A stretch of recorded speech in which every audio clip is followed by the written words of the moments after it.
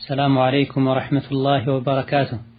الحمد لله رب العالمين، والصلاة والسلام على النبي الأمين وعلى آله وصحبه أجمعين. أما بعد، ቁጥር 8 ከተማሪዎች ለሚመጡ ጥያቄዎች መልስ የምንሰጥበት ፕሮግራማችን ነው። ዛሬ ከምናያቸው ጥያቄዎች የመጀመሪያው የዊትር ሶላት ስሰግድ ፋቲሐን ከቀራሁ በኋላ ሌላ ሱራ ስቀራ ቁርአንን ይዤ መቅራት እችላለሁ ወይ የሚል ጥያቄ ነው። በሒፍዝ መቅራት የተሻለ ነው። በሒፍዙ መቅራት የማይችል ሰው ከሆነ ቁርአን ያልሐፈዘ ሰው አሊያ ደግሞ የሐፈዛቸው ውስን አጫጭር ሱራዎች ሆነው ረዘም አድርጎ ለመስገድ ቁርአን ይዞ መቅራት የፈለገ ሰው ኢንሻአላህ ተዓላ ቁርአንን ይዞ መቅራት ይችላል። ወላኪን ሩኩዕ ሲያደርጉ ስጁድ ሲያደርጉ ቁርአኑን ከፍ ያለ ቦታ ላይ ማስቀመጥ ተገቢ ነው። እነዚሁ ደግሞ ቁርአኑን ያዩ ያገላበጡ ዋናውን የሶላት አስኳል ኹሹዕን የሚያስረሳ ኹሹዕን መዘንጋትን የሚያስከትል መሆን የለበትም። ሌላኛው ጥያቄ ሶላት ስሰግድ ንያን ረስቼ የሰገድኩ ያለ ሁለት ረካዓ ላይ አስታወስኩኝ። የምሰግደው ዙህርን ነበር። ልክ እንዳስታወስኩ ነይቼ ሶላቴን አጠናቀቅኩኝ። ይህ አሰጋገዴ ትክክል ነውን የሚል ጥያቄ ነው። በሙሉ የዑለሞች ስምምነት ለየትኛው ሶላት ላይ ንያ ማድረግ ዋጅብና ግዴታ ነው። ያለ ንያም ሶላት የለም። ንያን እስከናካቴው የረሳ ሰው አሊያ ደግሞ መሃል ላይ ያስታወሰ ሰው ሶላቱን መልሶ አስተካክሎ ነይቶና ዳግም ሐርሞ መስገድ ይጠበቅበታል። ንያ ሳያደርግ ሶላትን ግዴታነት ሳያስብ የሚሰግደው ሶላት ወቅቱን ልብ ሳይል ዝም ብሎ ጎንበስ ቀና ማለትና የሶላት ተግባራትን መፈጸም የጀመረ ሰው ሶላት ውስጥ አልገባም። የሚነየተው ከተክቢረተል ኢህራም ጋር ነው። በተወሰነ መልኩ ከተክቢረተል ኢህራም ትንሽ ቀደም ቢል ችግር እንደሌለው ተገልጿል። አማ ጭራሹኑ የሚሰግዱትን ሶላት ሳያውቁ ምን ሊያደርጉ እንደሆነ ሳያስቡ ዝም ብሎ የሶላትን ስራ መጀመር ሶላት አይባልም። በዚህ መልኩ የተሰገደ ሶላት በዚህ መልኩ የተሰገደን ሶላት መድገም ግዴታ ይሆናል። መሃል ላይ ካስታወሱም ወጥቶ እንዳድስ ነይቶና ሐርሞ መጀመር ይጠበቅብናል። ወላኪን ንያ የሚረሳ ነገር አይደለም። ለአላህ ተባረከ ወተዓላ እጅግ በጣም ቀላል ነገር ነው። ኢማም ኢብኑ ተይሚያ ረሂመሁላህ ተዓላ የሚያደርገውን ያወቀ ሰው ነይተዋል ብለዋል። ንያ ማለት የሚያደርጉትን ማወቅ ማለት ነው። ልብን መሰብሰብ ማለት ነው። ንያ በሚባልበት ጊዜ የግድ ፊት ለፊትህ ካዕባን እስክታይ ድረስ አላህ አላህ አላሁ አክበር ያልክ ተጨናንቀህ ነይት እንደሚሉት አይደለም። ወይም ደግሞ በምላስ ነወይቱ ኡሰሊ ፈርደ ዙህሪ ፈርደ አልዐስሪ 4 ረክዓትን 3 ረክዓትን ያላችሁም ተናገሩ ማለት አይደለም። ንያ በምላስ አይደለም በልብ ነው። በመሆኑም ውዱእ ማድረጋችን ስራችን ትተን መስጂድ መሄዳችን ቤት የሚሰግዱ ሰዎችም የሶላት ልብሳቸውን ሰግደው ወደ ቂብላ ዞረው መቆማቸው የሚሰግዱትን ሶላት ምንነቱን ማወቃቸው ንያ ይባላል። ሆኖም ሶላት ውስጥ ከመግባታችን በፊት በውስጣችን ይህ ዙህር ነው አላህ ዋጅብ ያደረገው ወቅቱን ጠብቄ መስገድ አለብኝ ብለን አስበን ሊሆን ይገባል። ሌላኛው ጥያቄ የኮሶ ስላለብኝ ሶላት ላይ ሆኜ ጥርጣሬን ይፈጥርብኛል። እናም ሶላት ላይ ሆኜ ቢወጣ ሶላቴን ማቋረጥ አለብኝ ወይ? እንዴት ነው ብታብራሩልኝ ይላል። አላህም እንዲያስወግድልኝ ዱዓ አድርጎልኝ አለ። ነስአሉላህ አን የሽፊየ ኩለ መሪድ ሙስሊም ወዩዓፊ ኩለ ሙብተላ። ትላትልና መሰል ነገሮች ከሆድ መውጣት በሽንት መውጫ መንገድ የወጡ እስከሆነ ድረስ ውዱእ እንደሚያፈርሱ ጅምሁር ዑለማ ጠቅሰዋል። ምክንያቱም ከመዲ ጋር ከሁክም አንፃር ከመዲ ጋር ተቀራራቢ ነው። እንደዚሁ በሚወጣበት ጊዜም እርጥበት ይኖራል። ነቢ አለይሂ ሰላቱ ወሰላም ከወራባ ደም የሆነ ሌላ ደም የሚወርዳትን ሴት ውዱእ እንድታደርግ አዘዋል። ወላኪን ሶላት መደገም አለበት ውዱእ ይበላሻል የምንለው መውጣቱ ከተረጋገጠ ነው። እንዲህ አይነት ችግር ስላለብኝ ሊወጣ ይችላል በሚል ግምት ብቻ ሶላትን ማቋረጥ ተገቢ አይደለም። መጀመሪያ የሶላትን ሸርጥ አሟልተው ጧሃራን አሟልተው ሶላት ውስጥ እስከገቡ ድረስ መውጣት የሚቻለው እርግጠኛ የሆኑበት ጧሃራን የሚያፈርስ ነገር ከተከሰተ ነው። ጥርጣሬ ስላለ ብቻ ማቋረጥ አይቻልም። እንደዚሁ ደግሞ መውጣቱን እርግጠኛ እስካልሆኑ ድረስ መፈለግና መፈተሽም አያስፈልግም። የወጣ እንደሆነ ወይም መውጣት የጀመረ እንደሆነ ሶላቱ ይበላሻል። ይህ ነገር ያለምንም ማቋረጥ ሁሌም ከሆነ የሚከሰተው ከሰለሰል በውል ይመደባል። ዝም ብሎ መስገድ ይቻላል። ሁሌም ከሆነ በምንልበት ጊዜ የአንድ ሶላት ወቅቱ ገብቶ ወቅቱ እስኪወጣ ድረስ ባለው ጊዜ ሁሉ እንዲህ አይነት ችግር የሚከሰት ከሆነና ንጹህ ሆነው አንድን ሶላት መስገድ የሚችሉበት ወቅት መሃል ላይ ከሌለ የሰገዱ እንኳ እንዲህ ነገር ቢከሰት ዝም ብሎ መቀጠል ይቻላል። መጀመሪያ በተቻለ ያክል ጧሃራ ውዱእ ተደርጎ ከተገባ ማለት ነው።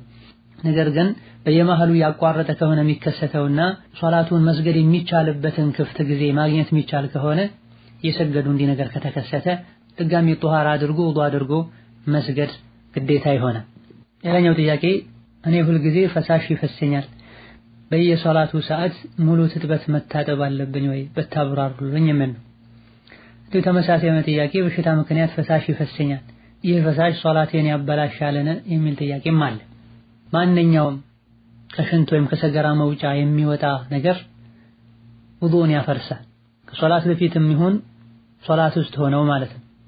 ከላይ እንደተጠቀሰው በቋሚነት ሁሌም እንዲህ ነገር የሚከሰት ከሆነና የአንድ ሶላት ወቅቱ ገብቶ እስኪወጣ ድረስ ባለው ጊዜ ለአፍታ እንኳን እንዲህ ነገር ማይቋረጥ ከሆነ ከአቅም በላይ በሆነ ነገር አላህ አያስገድድም። ውዱእ አድርጎ ጧሃራ አድርጎ መስገድ ይቻላል። እንዲህ አይነቱ ችግር ግን አልፎ አልፎ ከሆነ የሚከሰተው እየሰገዱ ሳለ እንዲህ ነገር ቢከሰት አቋርጦ ሄዶ ጧሃራን አሟልቶ ተመልሶ መስገድ ግዴታ ይሆናል። እኔ ሁልጊዜ ፈሳሽ ይፈሰኛል በየሶላቱ ሙሉ ትጥበት ይወጅብብኛል የሚለውን በተመለከተ የዘር ፈሳሽ ሆኖ በስሜት በንዝረት የሚወጣ ከሆነ አዎን ትጥበት ግዴታ ነው እንላለን።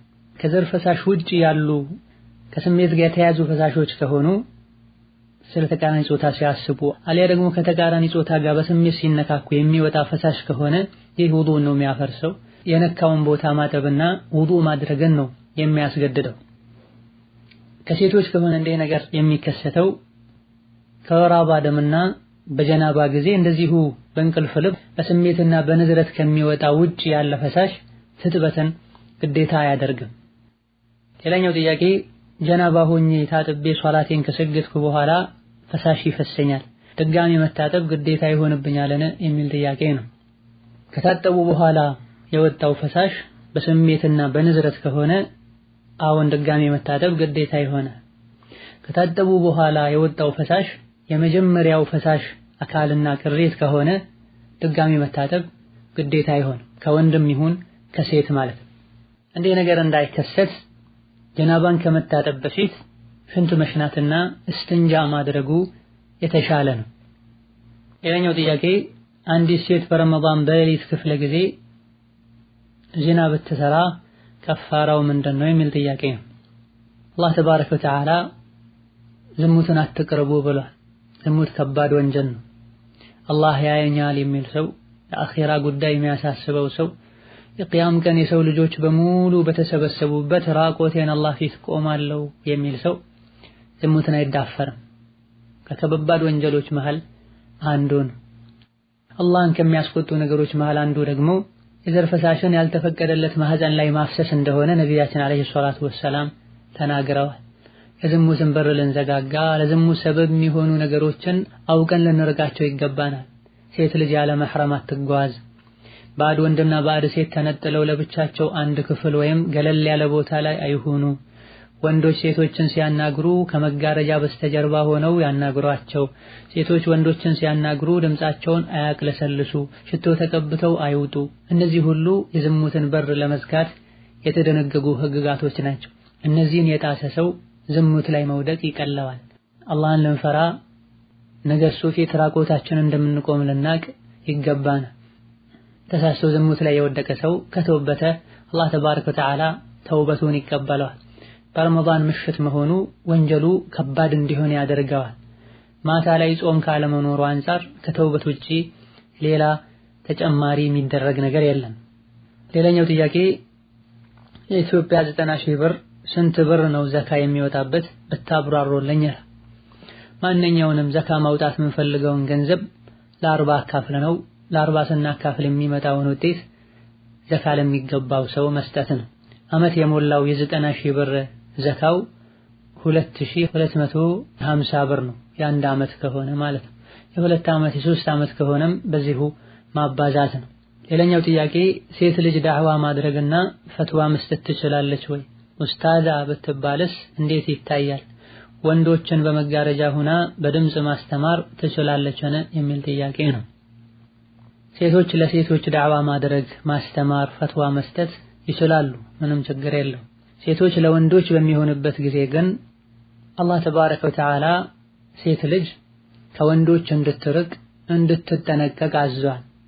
በርካታ የዲን እስላም ህግጋቶች ላይም በመሰረቱ ድምጽ ጮክ ተደርጎ የሚባሉ የሚደረጉ ነገሮችንም ጭምር ሴቶች ያለ ድምጽ እንዲያደርጉ አላህ ተባረከ ወተዓላ አዟል ወይም ሸሪዓ ተደንግጓል። ሴት ልጅ እንደ ወንዶች ጮክ ብላ አዛን አትልም። ወንዶችን ኢማም ሆና አታሰግድም። በሸሪዓችን ጁሙዓም ይሁን ዒድ ላይ ኹጥባ አታደርግም። ሶላት ላይ ሆና እንኳን ነገር ቢገጥማት ሴት ልጅ እንደ ወንድ ሱብሃንአላህ አትልም። ይህ ሁሉ የሆነው ፊትና እንዳይመጣ እንዳትፈትን ወይም እንዳትፈተን። ወሀከዛ ሒጃብ የተደነገገውም ከወንዶች አይን እንድትጋረድ ነው። ሶላቱል ጀማዓ እንደዚሁ ጁሙዓ ሴቶች ላይ ግዴታ አይደለም። ጂሃድ ሴቶች ላይ ግዴታ አይደለም። ሐጅና ዑምራ በሚያደርጉበት ጊዜ ወንድ ተልቢያ ሲል ሴቶች ድምጻቸውን ጮክ አድርገው ተልቢያ አይሉ። ከነዚህ ሁሉ የምንረዳው ሴት ከወንዶች መራቅ አለባት ነው። ወንድ የተለያየ ቦታ ተንቀሳቅሶ በተለያየ መልኩ እንደሚያስተምረው ሴቶች ማስተማራቸው ሱሐቦች ዘንድ ታቢዒዎች ዘንድ የተለመደ አይደለም። ወላኪን ፊትና አይከሰትም ተብሎ ከታመነ በእድሜ የበሰለች ከሆነችና ሚማሩትም ወንዶቹም አላህን የሚፈሩ ከሆኑና በእድሜ የበሰሉ አደብ ያላቸው ከሆኑ በሀገሩ እሷ ጋር እንጂ ሌሎች ጋር የማይገኝ እውቀት እሷ ጋር ካለ አደቡን በጠበቀ መልኩ እሷ ጋር ቢቀሩ ችግር የለውም እንላለን። አንዳንዴ ሱሐቦች አይሻን ሄደው ፈትዋ ይጠይቁ እንደነበረው በሆነ ሐሳብ ላይ ሳይግባቡ ከቀሩ ከረሱል ሰለላሁ ዐለይሂ ወሰለም በዚህ ዙሪያ ምን ሰምተሻል ብለው ይጠይቁ እንደነበረው በዚህ መልኩ ቢደረግ ችግር የለውም እንላለን።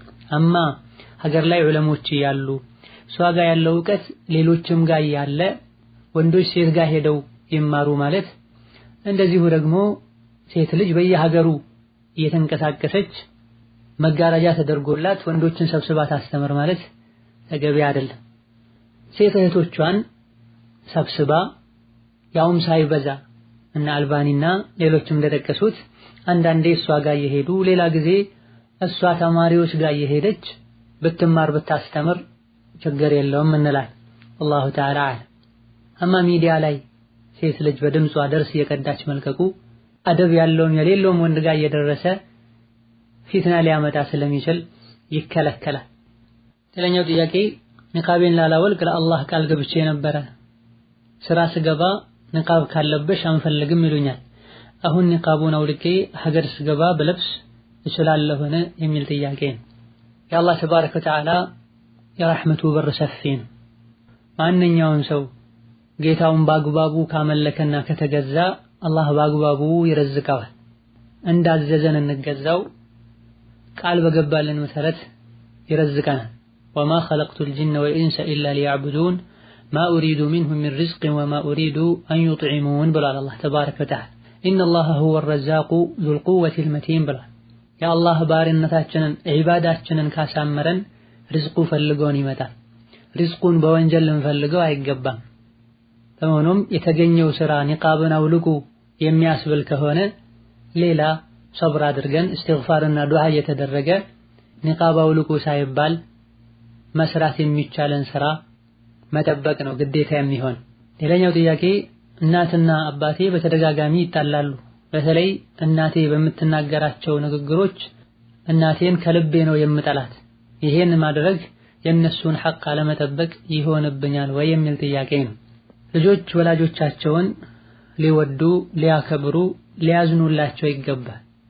አላህ በተከበረው ቃሉ ወኽፊድ ለሁማ ጀናሐ ዙሊ ሚነ ረሕመ ወቁል ረቢ ርሐምሁማ ከማ ረበያኒ ሰጊረን ብሎናል።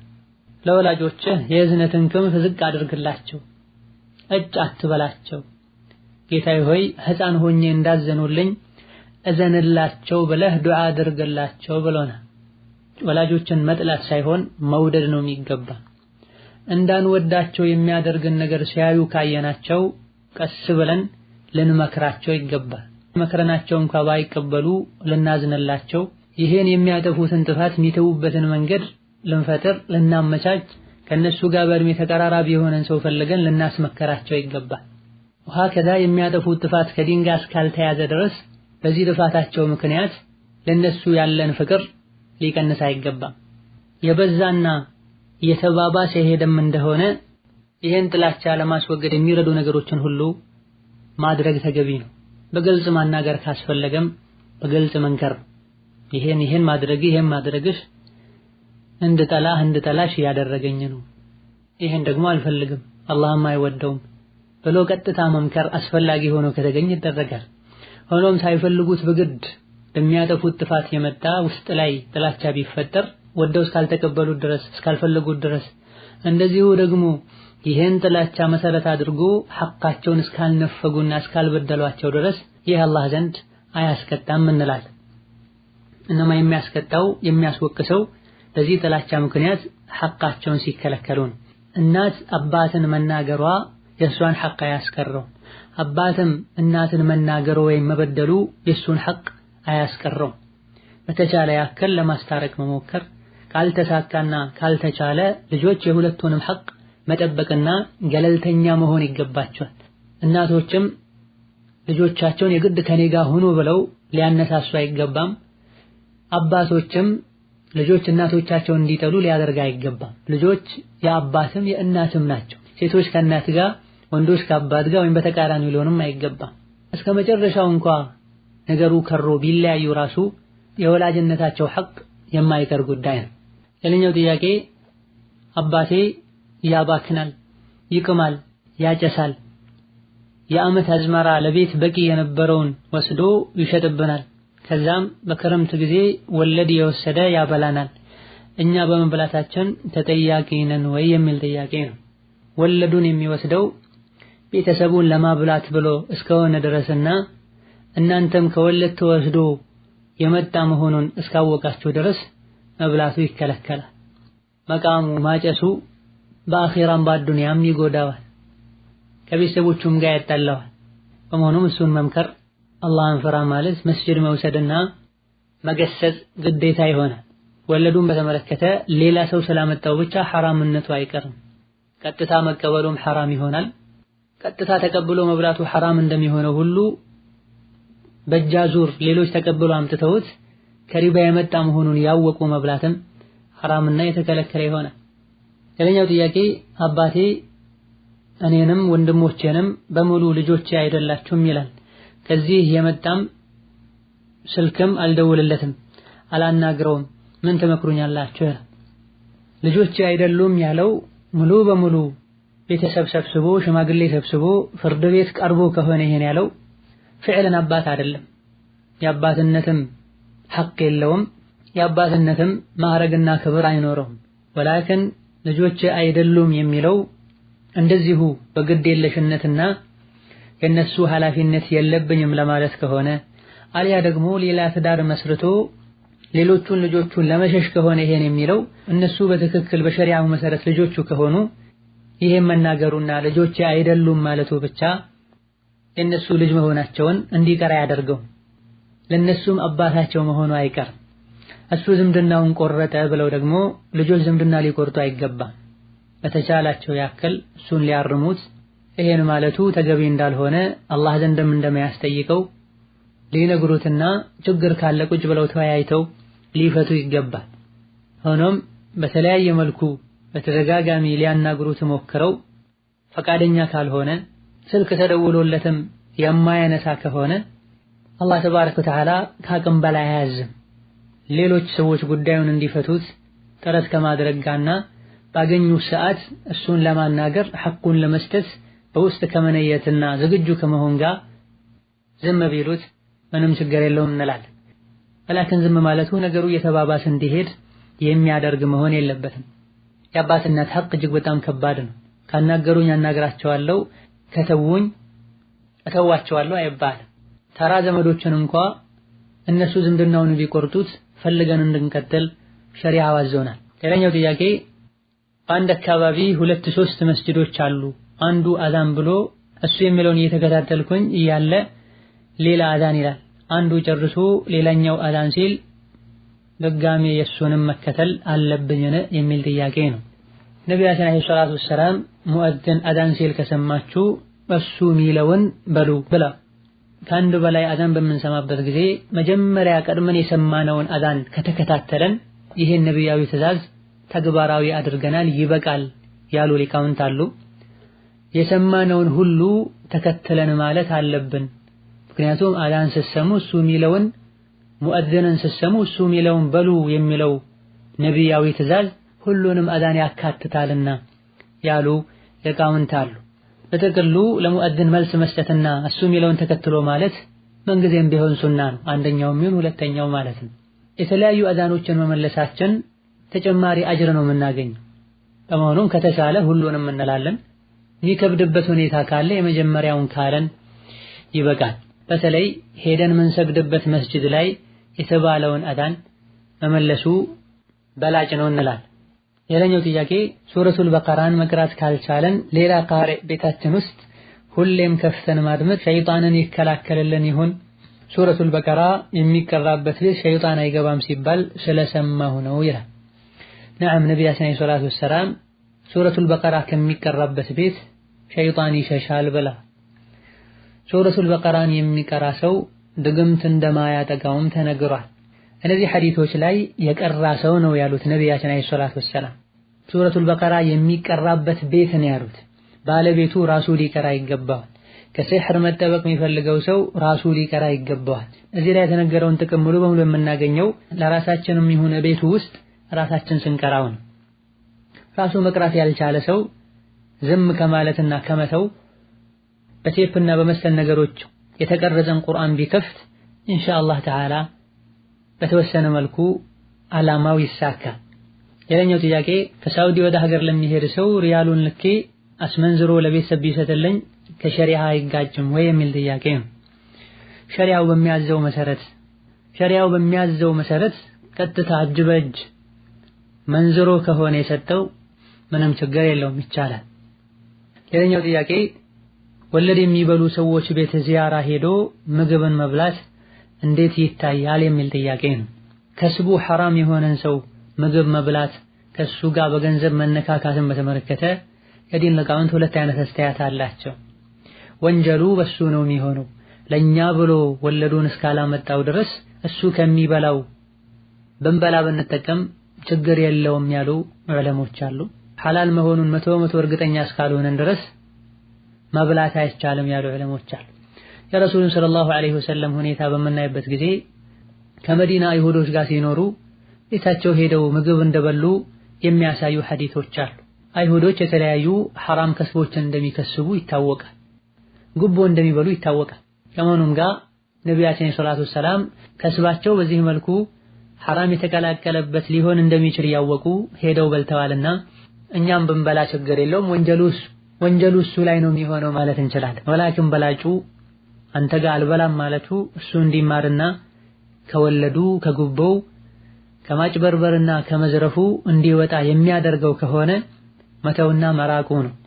እሱን ማግለሉ መራቁ እልህ ውስጥ ገብቶ የበለጠ እንዲጠም ከዚህ የከፉ ወንጀሎችም ላይ እንዲወድቅ የሚያደርገው ከሆነ በሚቀራረቡበት ጊዜ ለመብላት ከተገደዱ አሊያ አስፈላጊ ሆኖ ከተገኘ ብዙም ደስተኛ ሳይሆኑ በተወሰነ መልኩ ቢቀማምሱ ለመስለሓ ችግር የለውም ይባላል። ሌላኛው ጥያቄ አንድ ክርስቲያን ጓደኛ ነበረችኝ። ቲያንስ የሚባል ቢዝነስ ላስገባሽ ብላ 700 ሪያል ከፍላ አስመዘገበችኝ። በሰዓቱ ስራ ነበርኩኝና ከኔ ልስጥልሽና ስንገናኝ ትሰጪኛለሽ ብላኝ ነበረ። ከዛም ልጅቷ ጋር ሳንገናኝ ሀገር ሄድኩኝ። ልጅቷን አሁን ላገኛት አልቻልኩም። ይሄን ብር ምን ማድረግ ነው ያለብኝ የሚል ጥያቄ ነው። ቲያንስ የሚሉት ከ9 ዓመት ጀምሮ እኔ እስከማውቀው ድረስ የተለያዩ ሀገራት ላይ የሚንቀሳቀሰው የቢዝነስ ግሩፕ በሐቂቃው ቁማር ነው። ቁማር ደግሞ በዲናችን የተከለከለ ነው።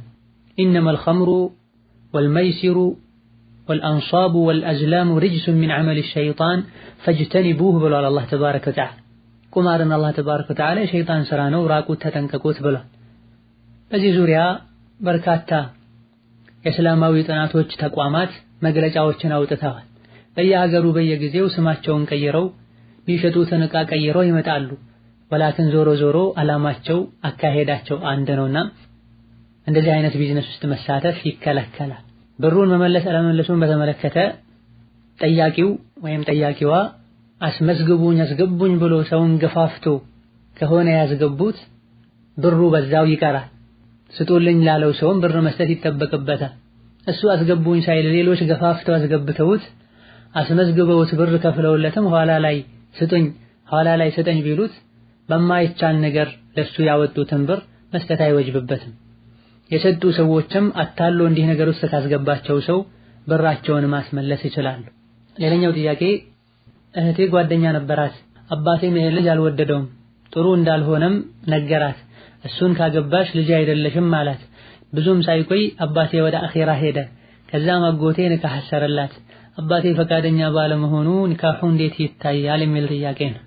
አባት ይሄን የከለከሉበት ምክንያት ልጁ ኒካህ አስሮ መኖር አይችልም የሚያስብል ሸሪዓዊ በቂ ምክንያት ኖሮ ከነበረ አባት ሞተው ኒካሁን ሌላ ወሊ ሲያስረውም ይህ ችግር ከነበረ ይህ ችግር እንደነበረው ከሆነ ኒካሁ ትክክል አይደለም እንላለን።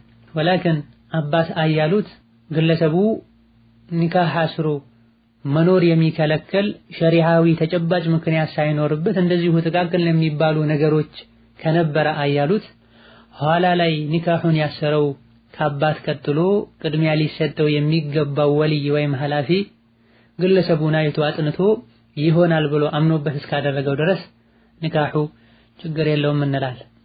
ሌላኛው ጥያቄ አባቴ በህይወት የለም፣ ሳገባ አያቴ ወንድሜን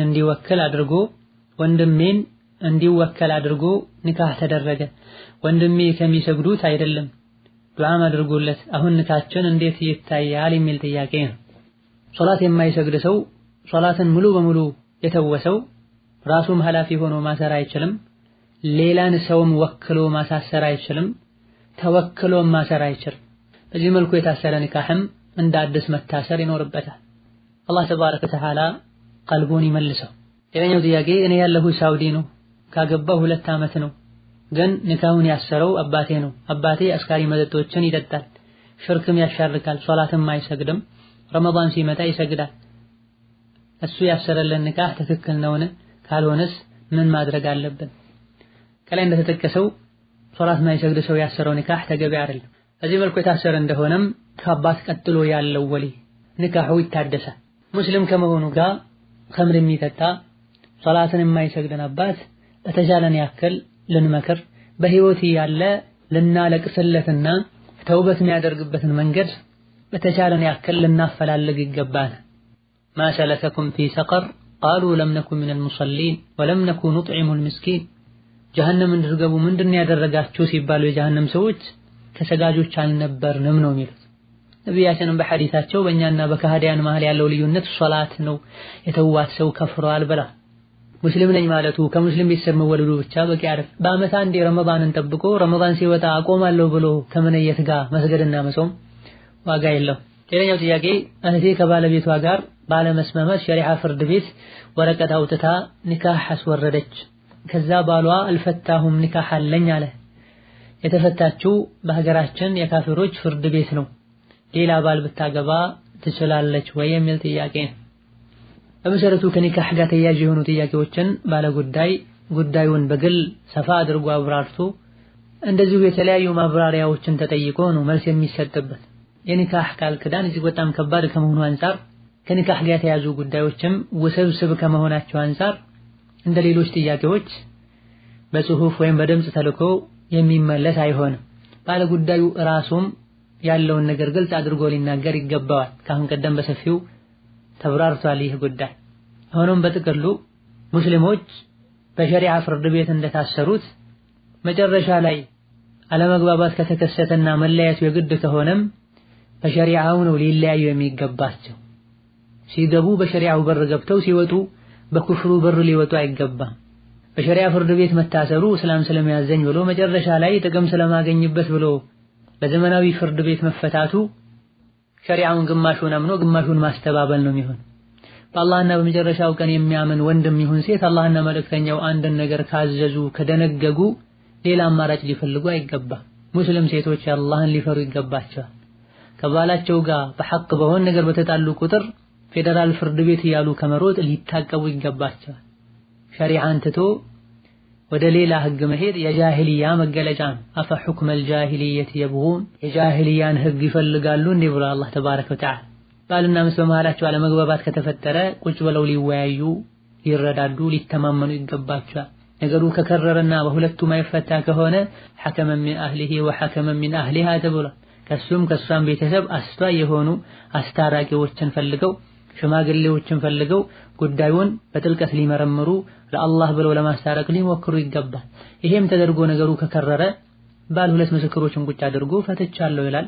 በክብር እንዳመጣው በክብር ወደ ቤተሰቦቿ ይመለሳል። በዚህ ጉዳዩ ያልቃል። በሚፈታበት ጊዜ ውስጧን ለማጽናናት አቅሙ የፈቀደውን ያክል በበጎ ፈቃደኝነት መስጠት ይጠበቅበታል። ወላኪን ያፈራውን ንብረት በሙሉ ግማሹን ይስጠኝ ካልሰጠኸኝ በመንግስት አስፈራራለሁ የሙስሊም ሴት ባህሪ የሙስሊም ሴት ስራ አይደለም። ሰው ሰራሽ ህግንም ተጠቅማ የወሰደችው ገንዘብ ሐላል አይሆንላትም።